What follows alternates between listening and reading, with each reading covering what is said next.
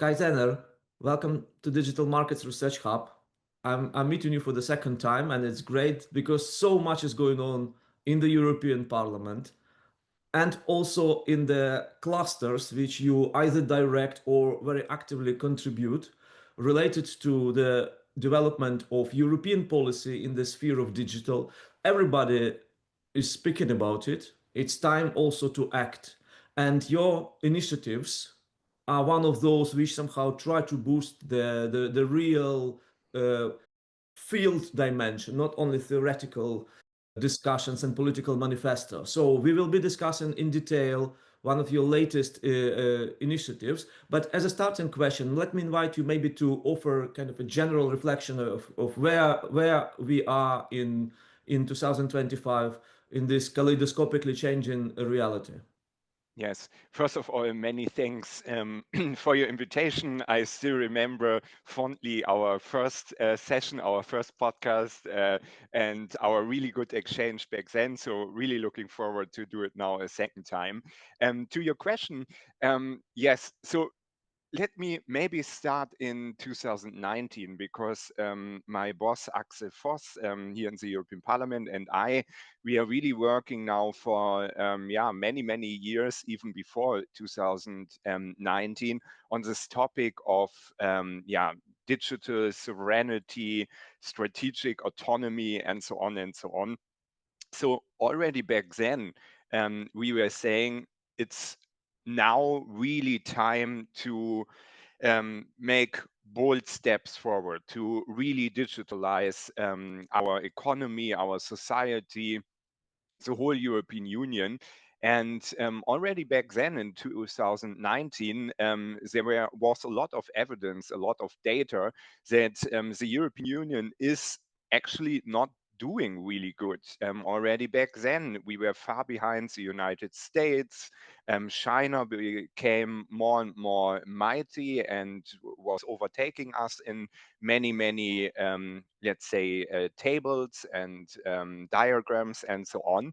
And we said basically now we have 5 years to get our act together to strike back, or we will suffer in terms of economic growth, in terms of our living standards, but also in terms of our democratic structures.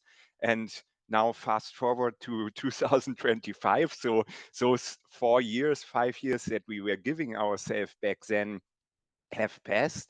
The Commission tried to do a little bit here and there with the digital decade, with a lot of new digital laws, but in the end, we unfortunately see, and the Draghi report and the Letter report and a lot of other studies confirmed it, that unfortunately we didn't make such a big step forward in terms of digitalization. So maybe our situation became even worse than in 2019. And now, really, to the core of your question, um, we said in 2019 it's now or never. We could really suffer as a continent in many different layers. Now it's really last minute, and I think with the geopolitical turmoil, with all the problems that we see on in the international stage, with the uncertainty if former partners do still want to cooperate with us, and with our economy that in numbers is really declining more and more.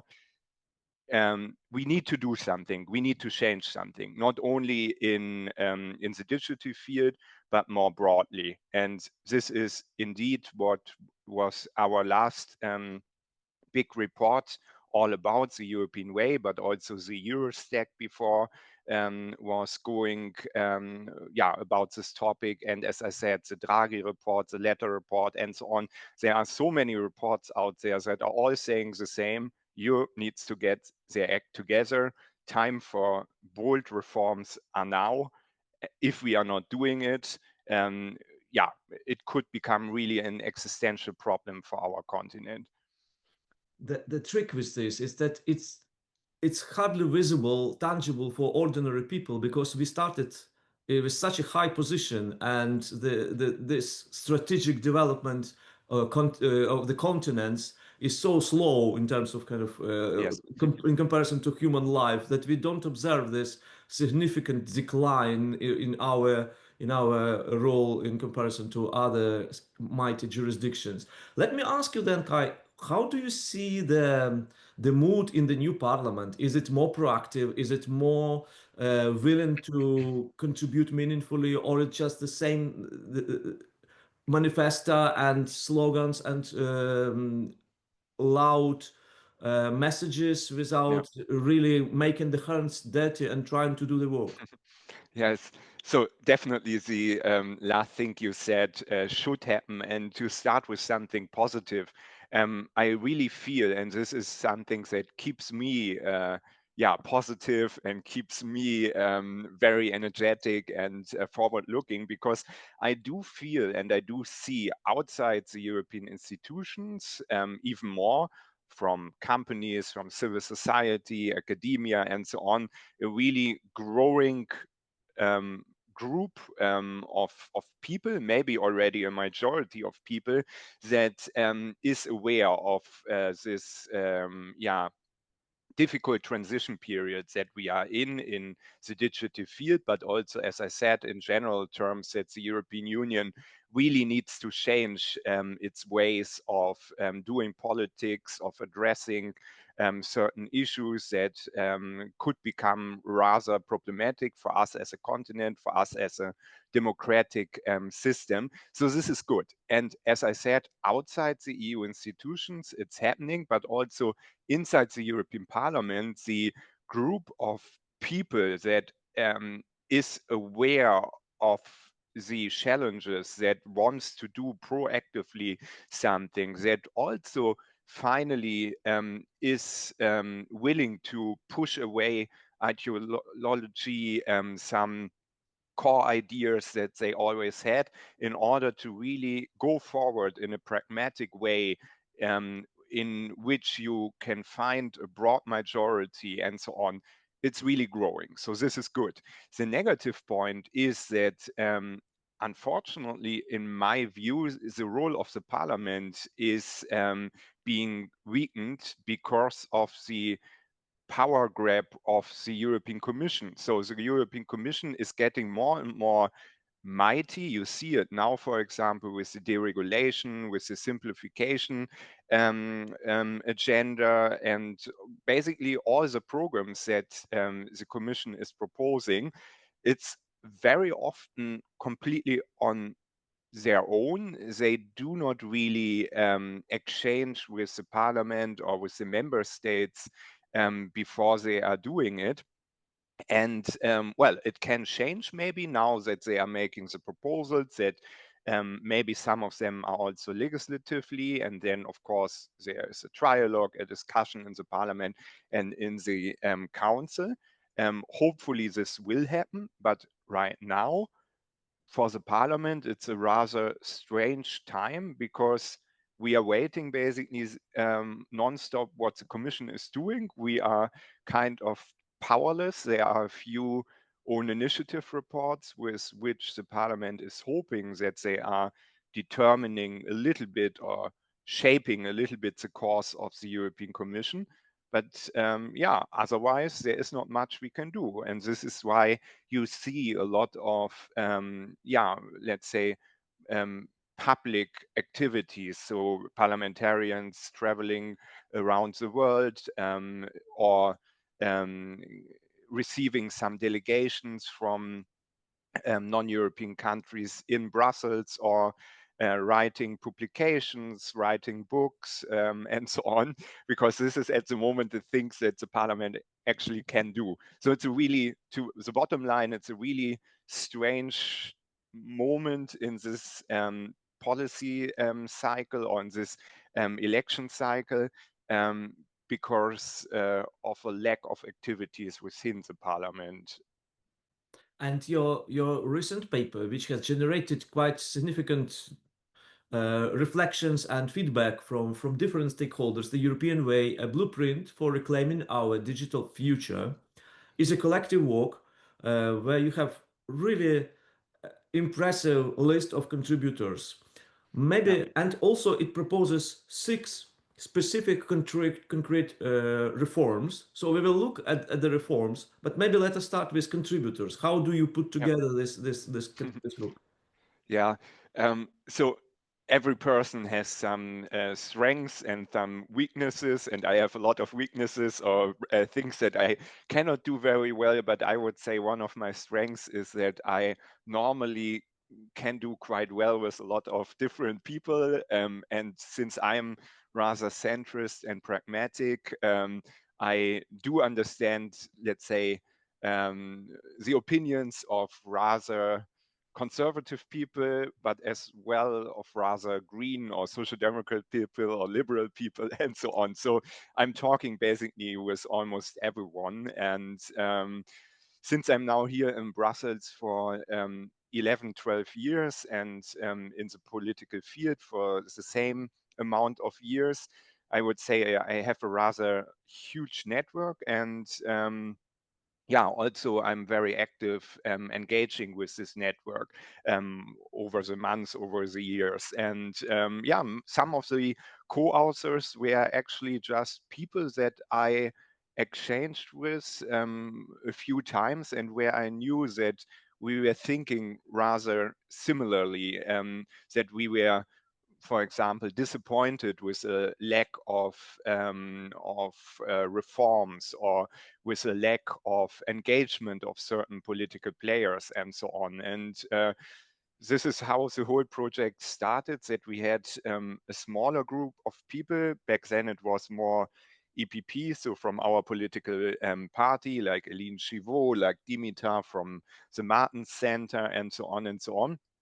And then this group was basically growing, growing, growing. And I would say the quality of our publication was really benefiting a lot from it, because um, by having the strategy of extending the authorship in different rounds, basically, um, the core authors were challenged many, many, many times, and we needed to rethink and reflect what we have written before. And yeah, in the end, it was not easy. To give you an example, we had someone like Zach Meyer, who was working at SER, at the think tank, is coming from the UK, is very, let's say, free market and very international, transatlantic. And we had Christina Cafara as a co-author that is the same. She likes free market, but she is rather critical, as you know, when it comes to, for example, large digital companies. She is also rather critical when it comes to the DMA, that, for example, other co-authors see very positive. So in the end, of course, we needed to find compromises. Um, but as I said, we all shared a very similar assessment of the status quo. And this helped us basically in the end to agree on one single piece of paper. So let us then revert to the output itself. You propose six reforms. The first one, digital infrastructure. Maybe it would make sense also to provide a kind of a working definition, because this term can mean so many things to different people. What do we mean by the digital infrastructure, and what kind of reform do we expect there? Yes. So indeed, maybe just to start with, our paper has kind of three different objectives. The first one is to do another wake up call a little bit, to kind of summarize, especially for policymakers in the new German government, but also in the European Commission, that, as I told at the beginning, are now really the ones who are making those principal decisions, after which the whole policy field will start to work on or in certain directions. It's really important that those principal decisions are the right ones. And this we try to shape a little bit, again, with this wake up call at the beginning, but secondly, also with setting out six main principles that all co-authors agreed on, that those six key principles are really what the European way to digitalization is all about. So you heard already a lot about trustworthiness, sustainability, interoperability, and so on. Our feeling was, while most people have heard those terms, it's not really clear how they are connected with each other, what is really the European way, and so on. So we felt what we need to do with our paper is finally to bring all those good ideas that the Commission, that the Parliament, that the Council have in in one place basically, and create this kind of vision of what makes us as European Union in the digital field really special, what could give us an competitive advantage. Those six principles we then basically wanted to apply along the whole technology stack. And this brings me now to the first reform package. We also propose six reform packages, as you said, and the first one is indeed digital infrastructure. So our idea is really, and we have one very nice infographic which shows, according to us, the three, let's say, layers, core layers of the technology stack. So the intermediation infrastructure, things like social and search or e-commerce. Then we have the soft infrastructure with platforms, digital identity. We have the hard infrastructure with networks, with data centers, and so on. And we wanted to make sure that those key principles that we have identified for Europe are being integrated in all those different layers. That, for example, platforms, when we are talking about platforms, we are making sure that this core principle of interoperability is always taken into account. When it now really comes to digital infrastructure, we, for example, are proposing a so-called digital industry strategy, because our feeling was, and we are describing it quite lengthily in our paper, that the European Union actually spent a lot of money to get better, to improve the digital infrastructure. But in our feeling, or our feeling was that this money often was distributed among so many different small projects, that those small projects never really reached the necessary scale. It was also a problem with Horizon Europe and Digital Europe programs, so funding programs, that they often did a very good job in enabling research, but those programs are not really about commercialization. So how you do not only research and innovation, but really research and development. So helping those, for example, startups to bring their product finally on the market. And this is why with our digital industrial strategy, we are saying, look, Europe cannot be a world leader on all different parts of the technology stack that I was talking about. In some areas, it's also not really harmful to use good products or services from trusted international partners. For example, the United States has a lot of incredible companies that are doing a lot of good things. So why should we waste a lot of money to compete with them, because probably we will not be able, even if we are putting even more money in those fields. But there are other areas, and we are listing, for example, quantum computing, applied AI, biotechnology, resilient data infrastructures, digitally integrated defense systems, and so on, where Europe really could lead, where we have a chance to build up technology that you cannot really find in other parts of the region, of the world. And there comes our vision for a European way into play again, because we feel again that with this combination of interoperability, trustworthiness, sustainability, and so on,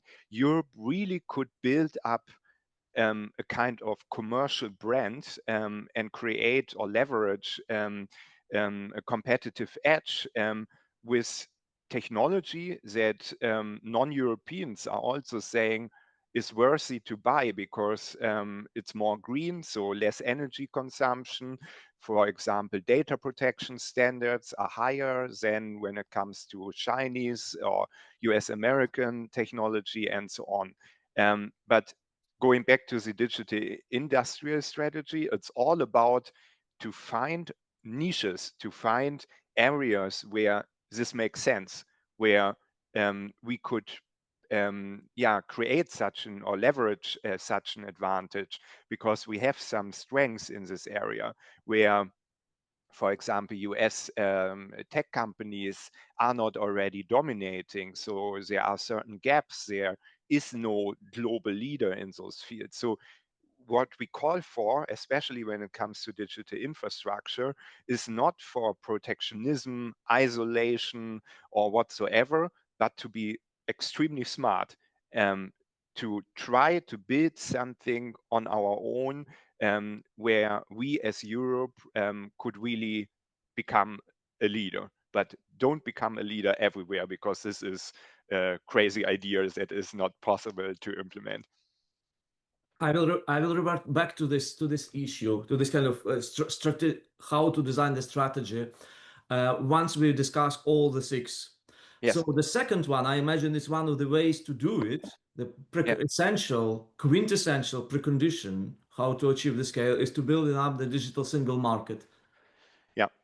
Indeed, because I talked so much already about the first one, I keep it now a little bit shorter. But indeed, with the digital single market, we made a lot of references to the amazing work from Mario Draghi and Letter with their reports. They made a lot of good proposals, especially with the capital market union, with the banking union. So the first one, for example, covers insolvency laws, which are still a huge problem for European companies and so on. But we also combined those proposals from Letter and Draghi with additional points that we feel are important. We labeled them a business growth program. So we were thinking about how to raise the possibilities to get venture capital, how, for example, to attract more so-called business angels that are also investing and so on. And as a second, let's say, yeah, reform part of this second package, we are also talking about a buy European tech clause. And this is, again, super important to kind of clarify what this means and what it in particular doesn't mean.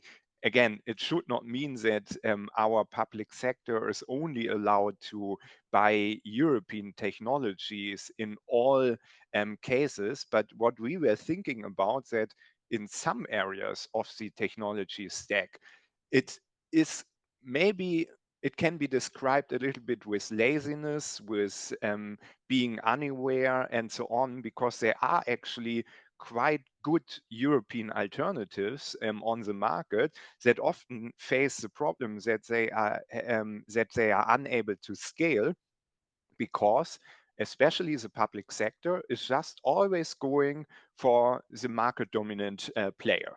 Um, yeah, for example, in the cloud area, you could argue that, but also in some other areas where, at least when it comes to our secret servers, there is some, yeah, well, let's say some good argument for taking there a really European player in order to make sure that those highly critical data sets are really safe, are not falling under a different jurisdiction. And therefore, what we are asking instead of a super fixed mandate that, as I said, is forcing everyone to buy European, we are in particular asking for more transparency so that in the future, public authorities need to justify why they didn't take an European alternative if this European alternative is matching the quality of non-European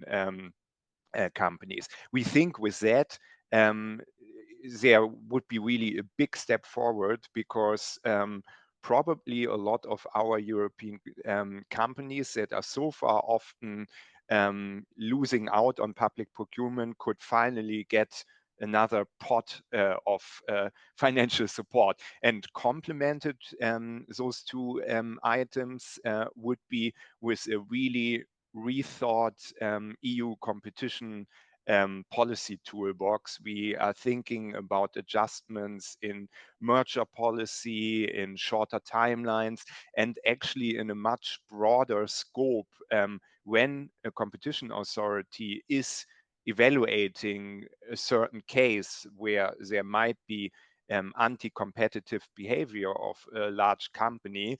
At the moment, we feel this authority is having a very, very narrow scope, and they should, for example, actually take things like widespread copyright violations or widespread data protection violations into account, because via those violations, you actually can also get a competitive advantage.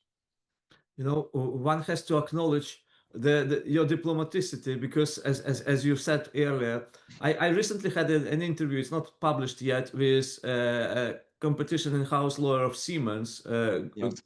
Gordon Christian, and he was much more, you know, emotional about Yeah. the conditions of, let's say, public procurement in other jurisdictions where pretty much all or the vast majority of countries tailor their requirements to benefit in one way Yes. or another their domestic players, and we are somehow being laughed at pretty much by not but being so Yes. stereotypically neutral, so to say. And this is Exactly. kind of a big dissonance for the industry, at least for some Exactly. players. So Yes. it resonates with many, I imagine, in Europe and beyond. But we have the third reform, which is another leads us to a very delicate territory of geopolitics. Yes. So in geopolitics, indeed, and this kind of is really perfectly connected to what we were just talking about. Philip Hacker, the professor from Germany, was bringing in a sentence, especially in the end, in our conclusion: Europe needs to wake up. Europe needs to toughen up. So exactly what you were just talking about. We should not always offer the whole world very fair systems when we are facing in other countries strong restrictions. So basically, we should play an eye for an eye kind of approach. This is what we are all about in our third reform package on geopolitics. Um, that we are toughening up, but also that Europe becomes a little bit more ambitious and actually shows that we are proud of our way to do digital policy, again, to sell our brand of a European way with trustworthy technology outside Europe. Because again, I really feel it could become a huge competitive edge. So what we were saying in particular was that there should be a kind of global governance working group in the council where in the future, there's at least this attempt to align the positions of different member states and make sure that Europe is speaking with one voice. We are actually talking here about a qualified majority voting, so not anymore allowing one member state to block everything. And we are also making the link to international standardization, because Europe was there very, very, very strong.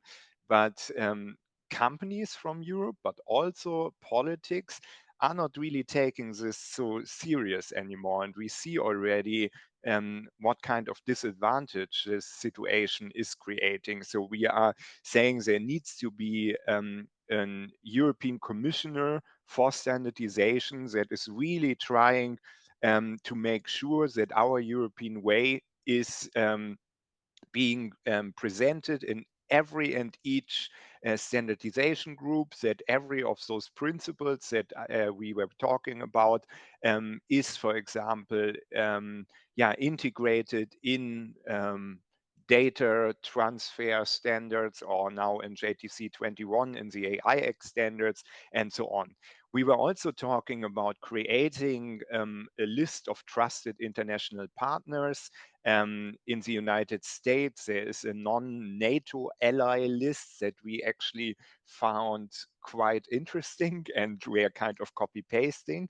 And to conclude the third package, we were thinking that Europe, and there you see really, yeah, we want to toughen up, we want to do something on our own, but still we are really all for free market and so on, because what we were proposing is to spend much more efforts in kind of free trade initiative, and really trying to make sure that all those trade negotiations are finalized as soon as possible, and that all FTAs are getting a digital trade chapter, which so far not many have.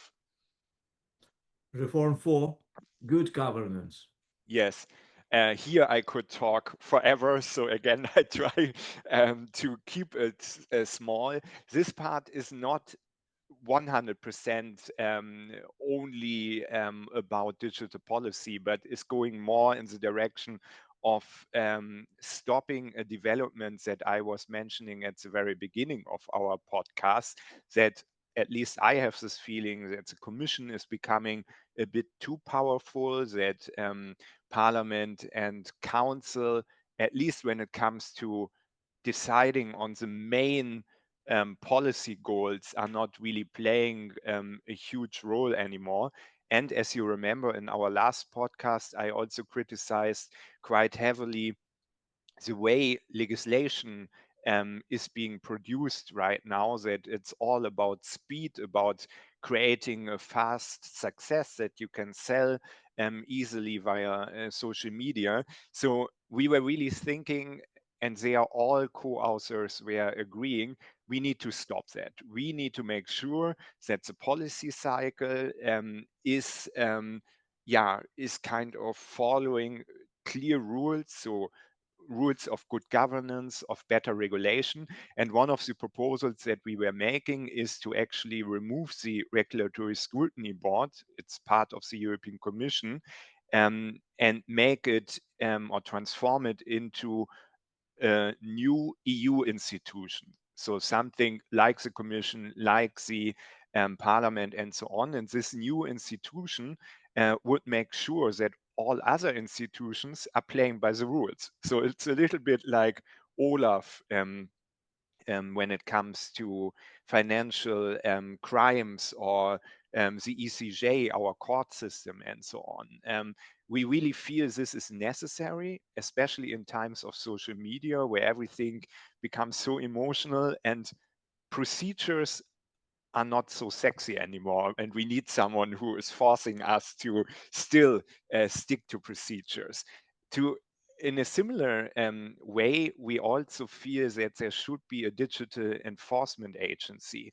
At the moment, we have a little bit of a strange situation that parts of our digital laws are being enforced on member state level, other parts in the European Commission, and just a few things like cybersecurity and neither from independent EU agencies. We feel there should be much more centralization, because many member states are not capable to enforce a law against Microsoft, Google, whatsoever, because such a big company has globally more income every year than small member states in Europe. So what should they do? It's only possible to enforce if it's really the whole European Union, meaning here in Brussels. But we also didn't really like how political the Commission often was in their enforcement.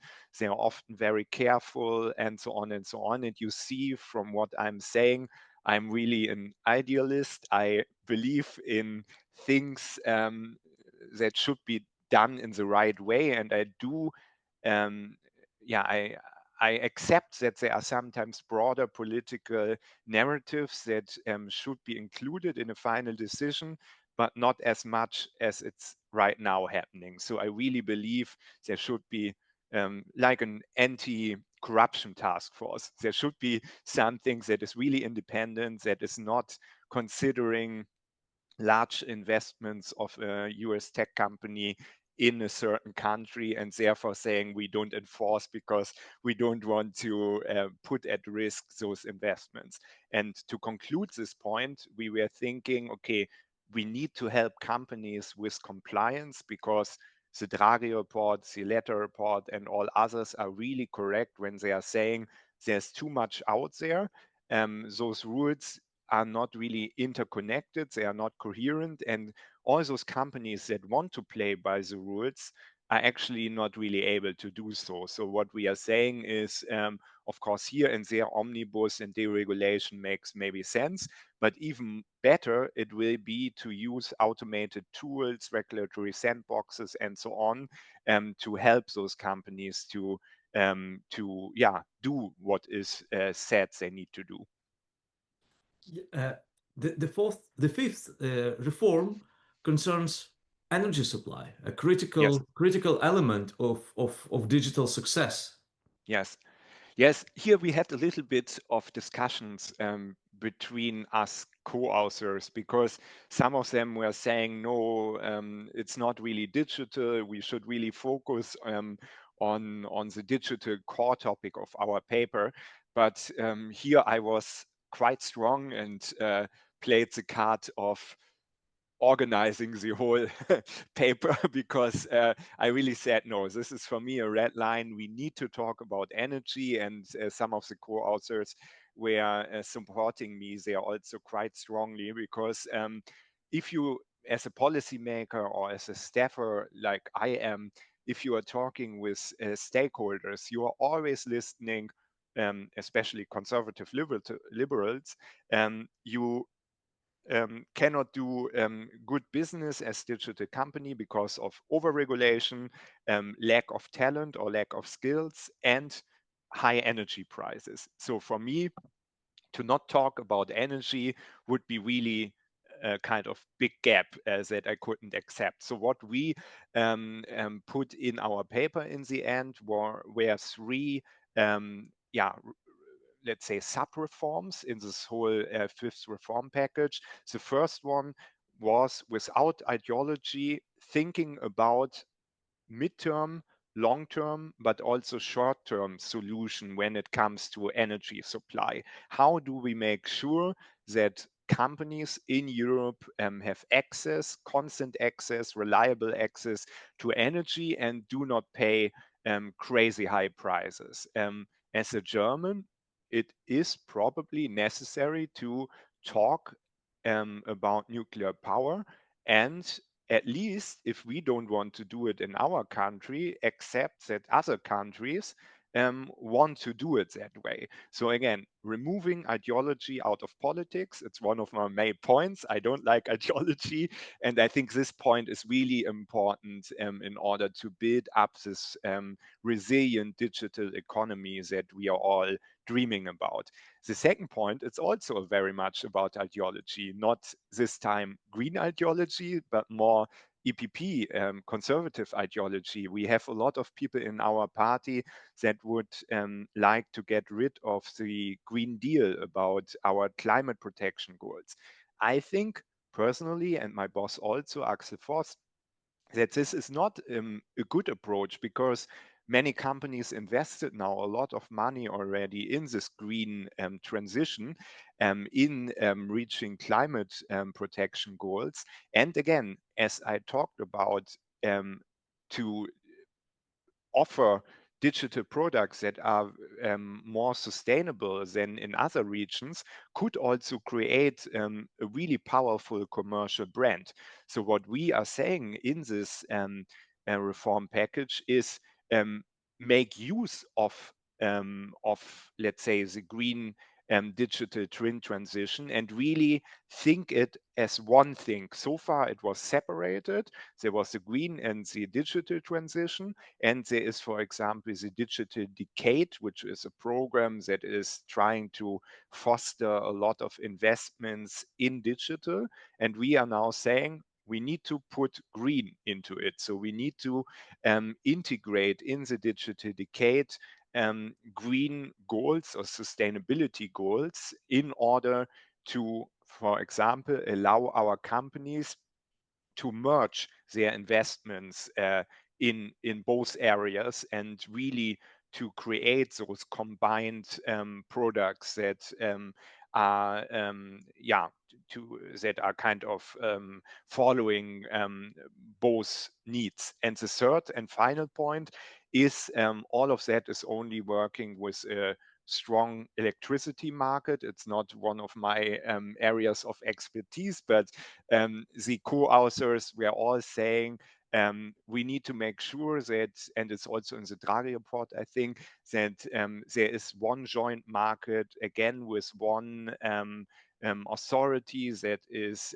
making sure that everything is connected, that the market is fast extended or quickly extended, that obstacles are being removed, and so on and so on. And with all of that, we are hoping that what we were always being told, energy prices are too high and energy supply is unsure, that this part is finally being removed from the heads of our CEOs.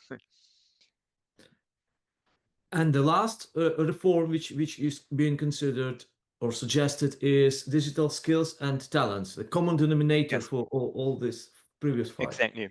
Exactly. And this maybe brings me also to the point that some of the people will feel when they are skimming through our text. Yeah, those reforms all make sense, but it's impossible to implement them.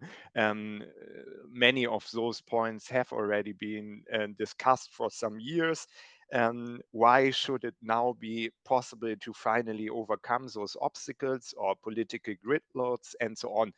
What we are saying is two things. First of all, again, there's a lot of momentum because of our economic decline, because of the deregulation narrative, because of geopolitical tensions. Plus, we are saying there should be a sovereignty compact, is what we are calling it. So basically, similar to the euro, our currency, or the Schengen Union, we want to see again a kind of multi-speed Europe where at least those member states um, that are willing to make a change, that are agreeing with what we put in our paper, have the chance to do so. And those countries then should also have access to all those new sovereignty funds, to all the money, to everything, while those countries that do not join um, then can do it on their own, but of course will lose out on those joint investment programs. And this brings me really to the last reform, skills and talent, because most of those points are currently exclusively competence of member state. So it would be rather difficult for the European Union to at least implement all of the reforms that we are proposing here. But yeah, what we were thinking about was really to harmonize the so-called blue card directive, making it into a really powerful regulation that is allowing international students, international tech talent to come easy to the European Union, to also have security that they can stay here. We are actually even thinking about forcing member states to introduce English as an official language, at least for official documents, because we feel like if I don't know, for example, for 3 years, someone is willing to go to Praha, to the Czech Republic, it doesn't really make sense that this person is learning Czech. or the same in Germany. We as countries should be happy that those people want to come and support them by a lot of different areas. And one thing should be that they can use English to, for example, introduce their tax returns or go to the authorities in order to do some administrational stuff. We were also thinking about, okay, we want to attract talent and keep talent here in the European Union, foreign talent, but we of course also want to keep our European tech talents that is often leaving the European Union. So we were thinking a lot about how can we do or create a better surrounding for them. We were thinking, for example, about allowing them to get shares from the startups that they are helping to grow or to develop. And as a final point, we were also thinking a lot about, okay, digital literacy, AI literacy is really key, not only for students, for pupils, but also for the overall workforce. We are living in times of a transition period, similar to the 18th to the 19th century, and a lot of people will lose their job that they are doing right now. So we really need to focus all of our energy in reskilling, in upskilling, and so on. And yeah, we had a lot of smaller ideas in this area. And this is a perfect time for me to look at the entire proposal. And there is one issue which I wanted to raise to pick your kind of understanding, namely the European way. So the European, and you can have several interpretation of this. So the way which with the first one, the way which would help Europe to strengthen its position and increase its presence in the global digital markets, the position A. And the position B is kind of proselytizing Brussels effect approach, where we say the European and we mean A, human-centered, B, green, C, privacy-oriented, D, something which sounds super attractive, but when it comes to business model, becomes somehow a burden for Yeah, undertakings to reinvent this digital wheel, compliant or not only compliant, but also somehow putting it as a business model, all these paramount criteria, but into the integrated them into the business model. I sense from your first answer, Kai, that you somehow are more towards the second kind of that for you or for the project, an attempt to do to copy paste an American big tech companies would be not very achievable because the markets are already yeah, entrenched, but yeah. also it would be somehow against the ideal. You said that you are not ideology driven, but you are idealist. Exactly. Yeah. Yeah, So I said American, but also non-American, any big tech. Yeah. yeah, yeah. So where are you here? Yeah, no, it's a really, really good question, and it's actually not so easy to reply to.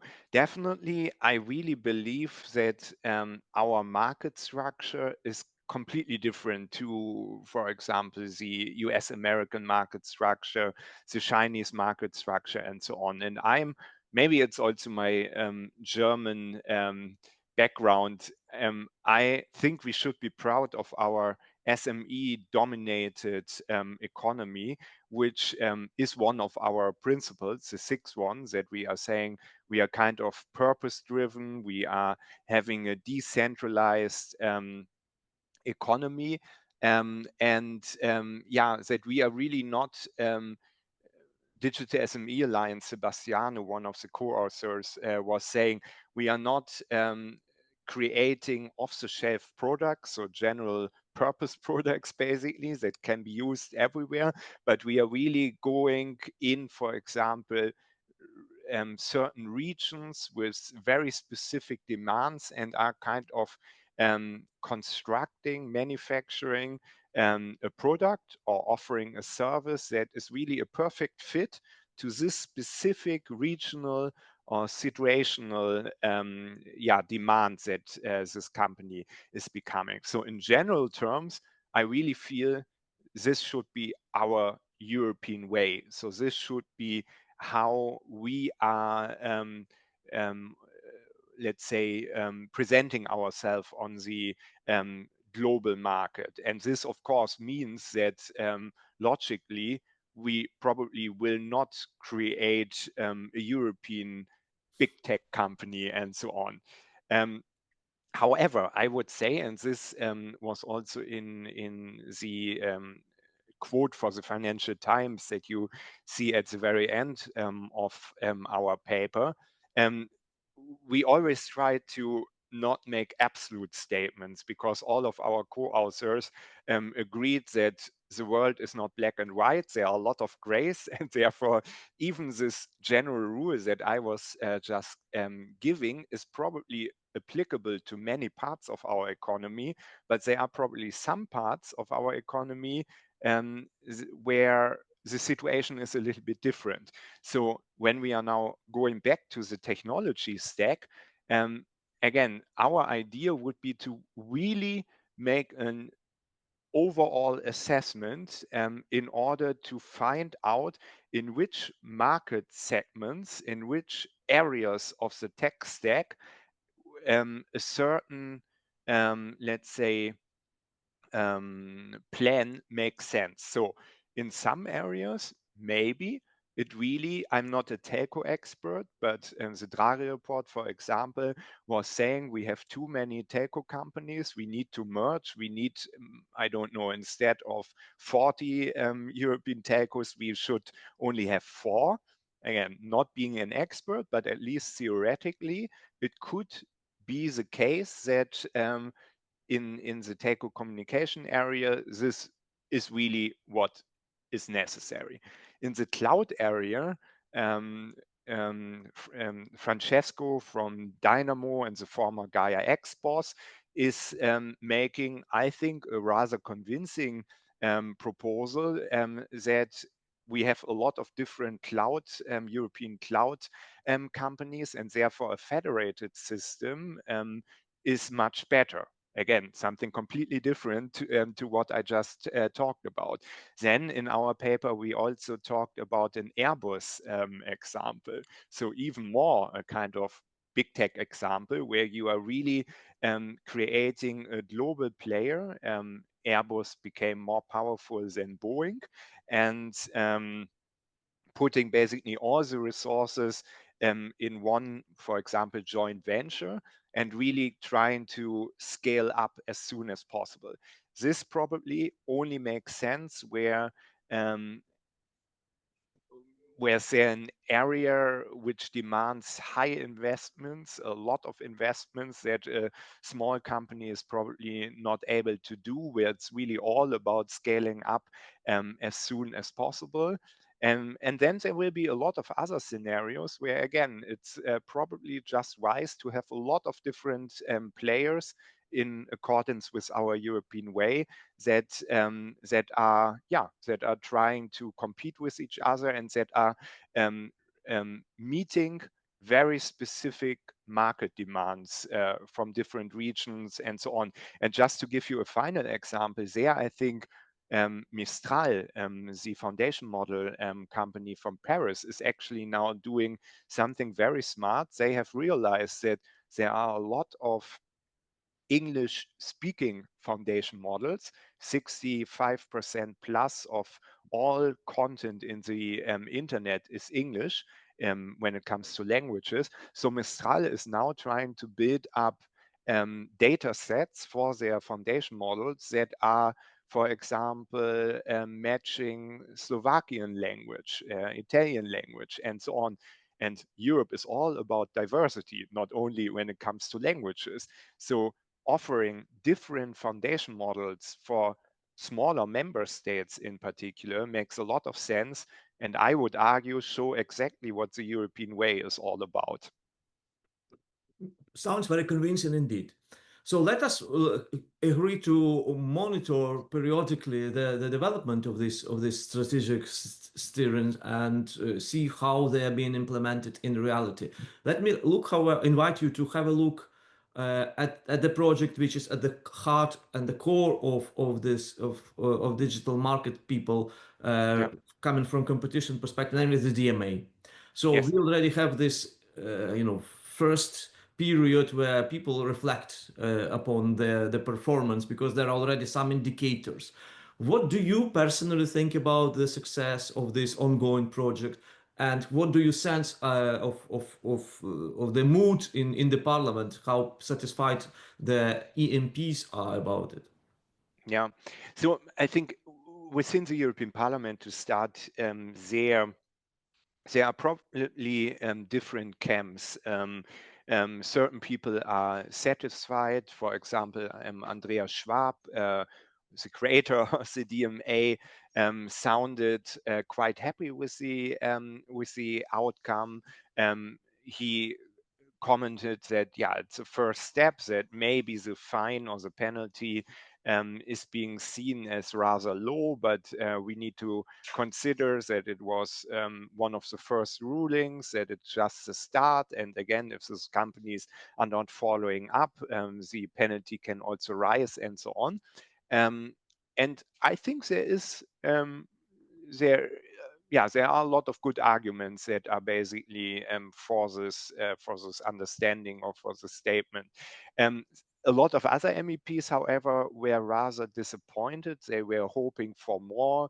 They were saying that this penalty presents rather peanuts for a large big tech company that would not really yeah, really be scared to not repeat those activities, and so on and so on. And others that were never really big fans of the DMA were immediately saying, okay, look, it shows that the DMA is not working, that yeah, we should really invest our time and our energy in other areas, or maybe even going back to simple ex post competition policy, because ex ante DMA rules are not working.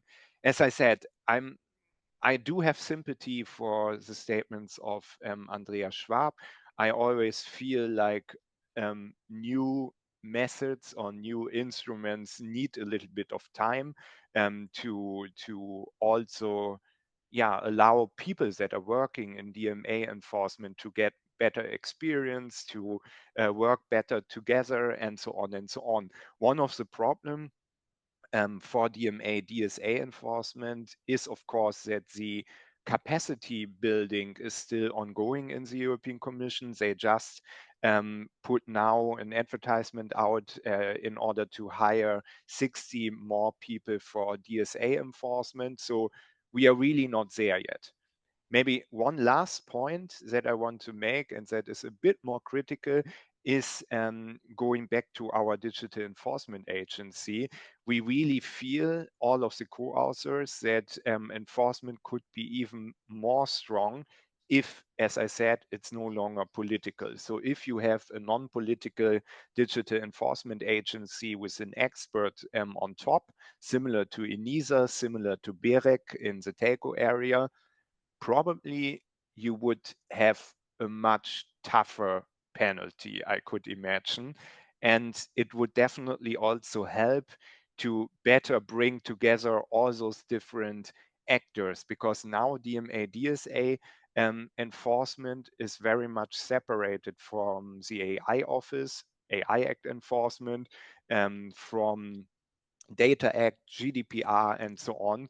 And similar to the competition policy, where we were saying it should not be so one-sided, it should take into account a lot of different areas, we feel a digital enforcement agency that is not only doing DMA, DSA, but also AI Act, also GDPR, also Data Act, and so on, could be even more powerful, because the horizon is much broader, and therefore more elements could be taken into account, and there are more experts available within the agency that which expertise could be combined.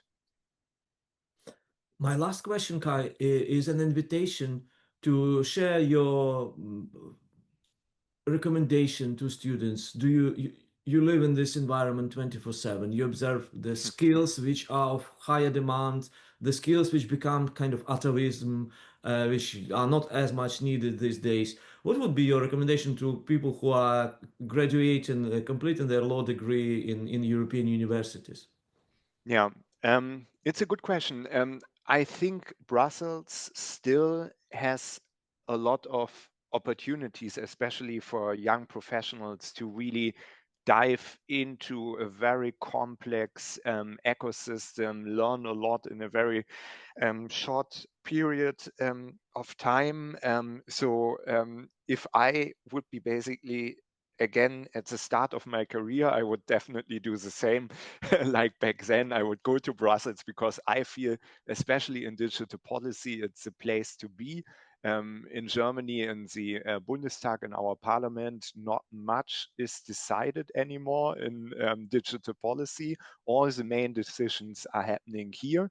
And again, compared to Berlin, Brussels is much more accessible, transparent, and so on. Even as a young professional, you have a chance to speak to a commissioner directly, something that would never ever happen in Berlin, for example, where there are strong hierarchies. Yeah, I think everyone who is willing and bold enough to come here and is really diving into this very fast advancing policy field here will get a lot in return. And it's really a people's job. So in order to function here in Brussels, it's important that you have a lot of coffee meetings, that you talk to people, that you are constantly trying to learn more, to understand procedures. Procedures are really key. You need to understand when is a certain thing happening, why, which are the key actors that would be involved, and so on and so on. And all those things, going back to my previous point, you best learn by talking with people that are already longer here. And this helped me a lot. For example, when I started here, there were so many amazing people that spent a lot of their time with explaining me, for example, when to table an own initiative report, how to form a broad alliance in the parliament, how to organize an event that is interesting for many people here, and so on and so on. If you are falling in this type of character, I think you are a perfect fit for Brussels. And again, if you are interested in, especially in digital politics, I think there's almost no other town around the world which is similarly exciting and interesting than Brussels.